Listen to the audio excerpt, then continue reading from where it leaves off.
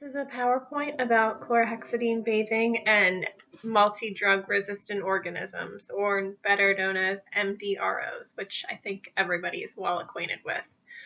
My name is Rebecca Berry, and this is for research in healthcare.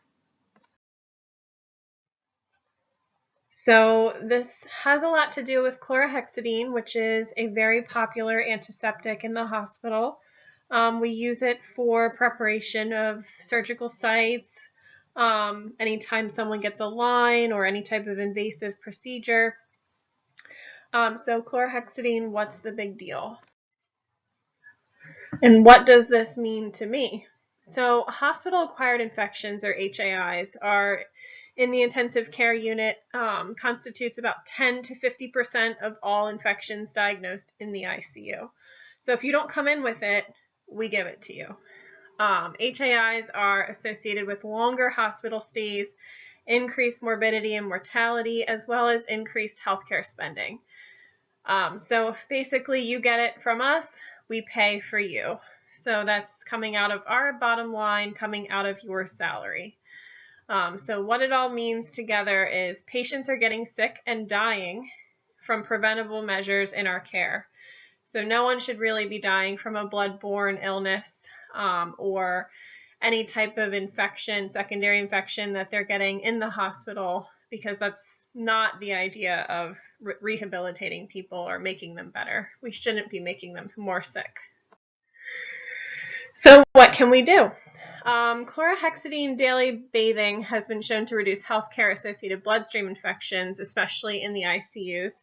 And that's pretty much a consistent theme for the purpose of the study in all the studies I've looked at, or any other studies that I looked at that I couldn't necessarily use for various reasons for this class. And unlike any other antiseptics, chlorhexidine has a residual antibacterial activity. So basically, once you put it on the skin, it acts longer than just the initial scrubbing and cleansing of the skin. It stays on the skin to decrease the microbial burden.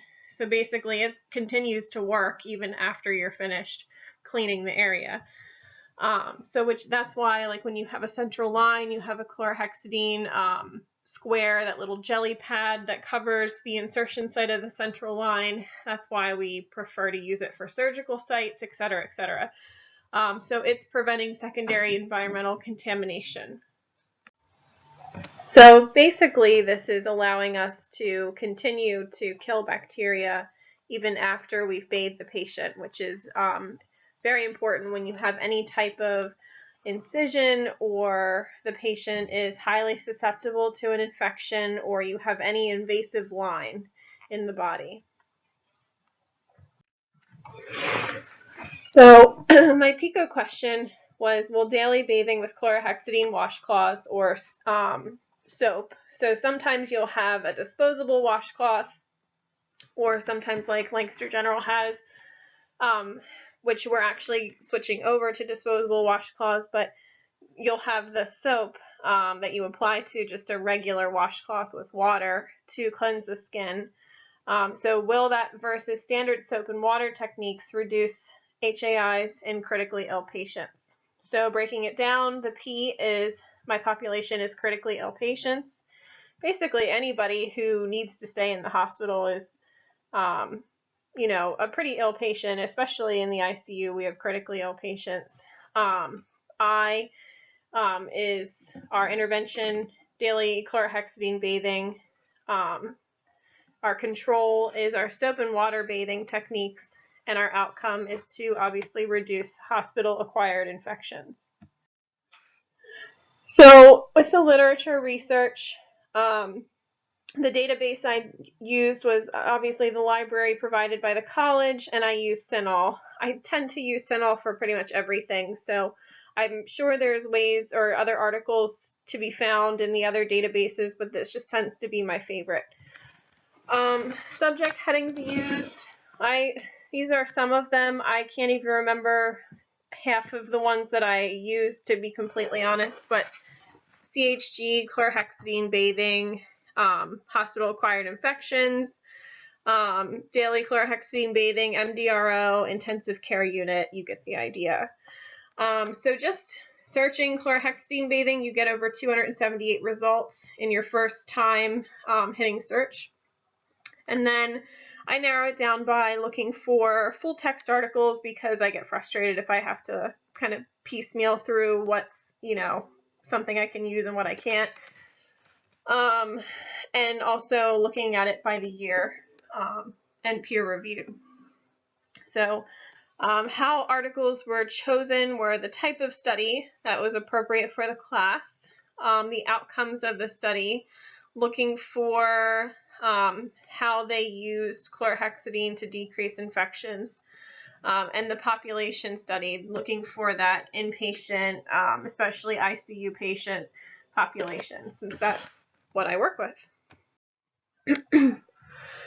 So literature synthesis.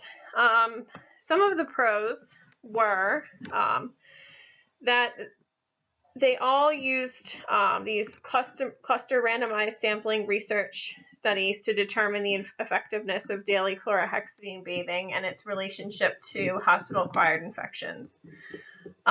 They all selected groups for an intervention and for a control, so you could see that there was actually a difference in the outcomes between the two groups, which was really nice. Instead of just looking at overall, did your rates in comparison, like your pre-intervention period versus your post-intervention period, did your rates of infection change? That's a little bit harder to say. Well, is it the time of year? Is it the type of patient? Is it their comorbidities? It's a little more difficult to kind of ascertain if it's kind of luck of the draw or if that you have an actual control group to compare it to be a little more of a balanced study.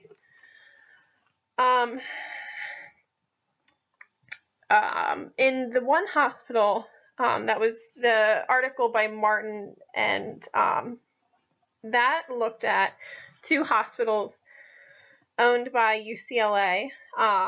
They actually got rid of contact precautions for MRSA, MRSA, and VRE, vancomycin-resistant enterococci. So they, and I didn't tell you what MRSA was, but I know you all know. But they basically got rid of contact precautions. They implemented daily chlorhexidine bathing, and they increased hand hygiene and overall like horizontal precautions, like everything you would do with any other patient who you don't have any type of resistant organism infection going on. So basically they wanted to say this contact precautions. You have a patient in isolation, you're spending a lot of time gowning, degowning, cleaning the gowns, laundering them, folding them, etc., transporting them, replacing them. Some hospitals use all disposable gowns. So it's a big healthcare cost. But anyway, that's not the point. The point is that it takes away from patient safety because it takes time away from the patient with the nurse, and it makes the patient less visible to the nurse because they are in isolation.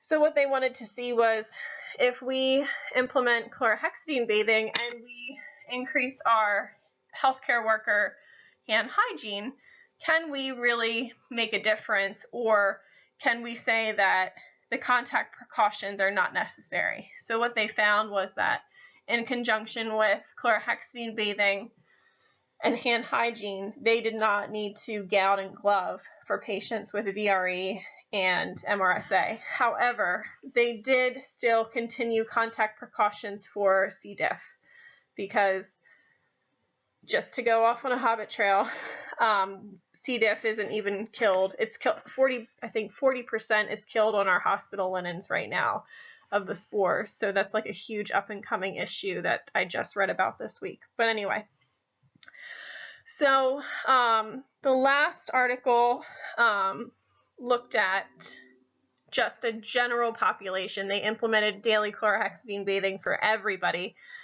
And they showed that, okay, so before we had our daily bathing, this was our rates of infection. After we had daily bathing, here's our rates of infection. So it was consistent that they were decreasing the rates of acquired infections in the hospital. But I'll get to the cons in the next. So going back through,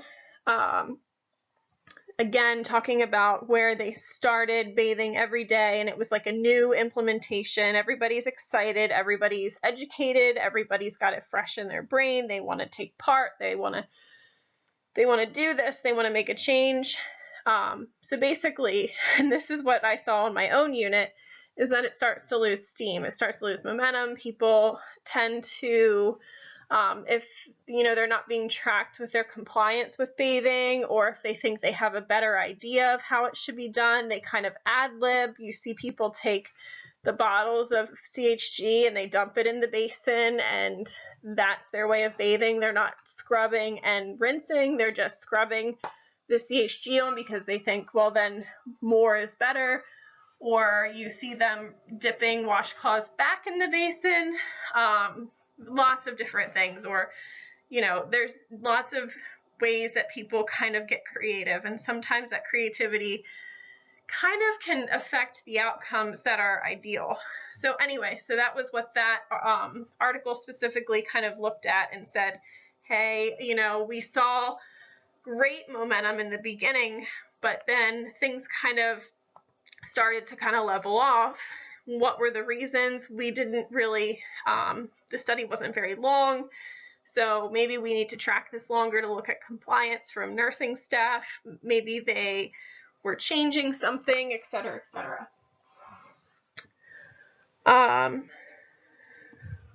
So the other article in Martin looked at how they had great outcomes, but they were kind of curious if maybe their population was too small, if they were thinking that maybe their results could not be replicated on a large scale. So the con to that would be it would need to be replicated in a larger, more diverse hospital setting. There was one article, Noto, that did not support daily chlorhexidine bathing, which was kind of interesting, and it was the only one. But they did not find any change in their rate, so it would be kind of interesting to kind of pick that article apart, look at their study a little closer, see why, like, was it the way they were bathing? Was it just luck of the draw? Was it their population? What was the breakdown that made them kind of the outlier of all of the studies? Jarzynska, that was in Poland, their study also suggested attempting a larger scale population. And then Klimo, I think it's Klimo, they said that even though they didn't detect any MRSA or VRE isolates resistant to chlorhexidine, that a wide deterrent for some institutions may be that they're worried that these organisms are going to become resistant to chlorhexidine. And then what do we do?